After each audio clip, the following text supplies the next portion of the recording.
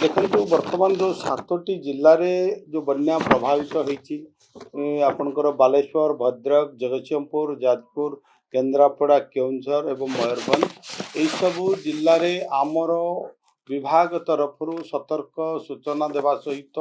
जो माने पशु माने अच्छा प्राणी संपद को उच्च स्थान को नेवाई आम बारंबार से सतर्क सूचना दौचु एवं जदि देखा गले पाखापाखि 88 ब्लॉक एमर प्रभावित होती जोटा रही जो पशुधन कथा मुझे आपणकर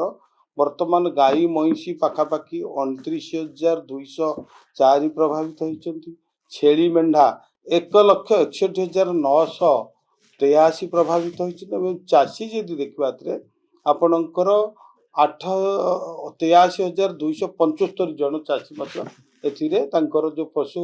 रही गो संपद प्राणी संपद से प्रभावित होती जदि पोल्ट्री कथा आम देखा पाखापाखि 4,48,459 प्रभावित कुकुड़ा होती तेणु आपाई विभाग पूरा सतर्क रही वर्तमान ये जो बन्य परिस्थितिर मुकाबला करने आमर जो रैपिड रेस्पॉन्स टीम RRT वर्तमान 36 टी आमर